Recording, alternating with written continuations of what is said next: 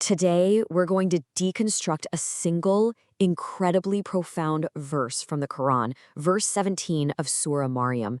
We're going to really unpack the theological meaning behind this moment where an angel appears to Maryam, and not as some vague, hazy figure, but as a complete, perfect man. So here's our roadmap for this deep dive. First, we'll look at the encounter itself. Then we'll establish why this was a real event, not some kind of dream. After that, we'll get into the key theological concept of representation. Then we'll draw this fascinating parallel with the state of souls after death. And finally, tie it all together to understand what this whole event tells us about Maryam's incredible spiritual station.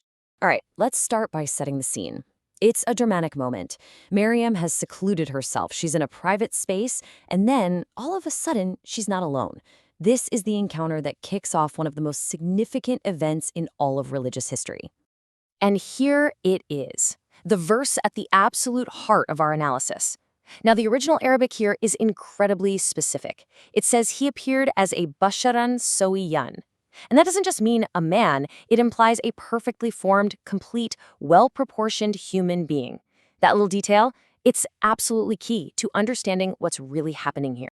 Now, for this entire explainer, this is our source material. We are diving deep into a detailed scholarly commentary that meticulously unpacks the layers of meaning behind this single event. It asks all the tough theological questions that an event this miraculous naturally brings up. So right away, this confrontation throws up some huge questions, doesn't it? I mean, did an angel literally transform into a flesh and blood human? Was Maryam just dreaming or having some kind of internal vision? Or is the reality of the situation something much more nuanced, something way more profound? This is what the commentary sets out to answer. Okay, so the very first step in this analysis is to figure out what this event was not. And this is so important because by ruling things out, we get a much clearer picture of what it actually was. And here's the first major point the commentary makes. This was not a subjective vision happening only inside Maryam's head. Nope. The argument is that the angel's appearance was an objective reality, a real external event that happened in the world she was physically in. So, if it wasn't a Sabsra dream, and it wasn't an angel becoming a man, then how in the world could this happen? How does a non-physical being show up in a physical form? Well, this is where we get to the core concept, a specific theological term that explains it all. And that term is tamathul. This is so important. It's not about transformation, and it's definitely not incarnation. It's about representation. It means the angel appeared in a form that Maryam's senses could perceive, the form of a man, while its true angelic essence remained completely and totally unchanged. And this right here is the critical distinction. You've got representation, tamathul, on one side. The essence is unchanged, the form is just temporary. And on the other side, you'd have transformation, where the very being itself changes. The commentary is crystal clear on this. The angel appeared as a man. It did not become a man. Its fundamental reality was still purely angelic. So you have to ask, why that form? Why a man? Well, the commentary suggests a really practical reason. Imagine an angel appearing in its true celestial form. It would probably be overwhelming, maybe even terrifying. By appearing as a perfect man, the angel could deliver the divine message clearly, calmly, and allow Maryam to actually engage with him without being overcome by fear. Now, to help us really wrap our heads around this idea of a real but not quite physical form, the commentator brings in this powerful parallel from a completely different area of theology, the state of the human soul after death.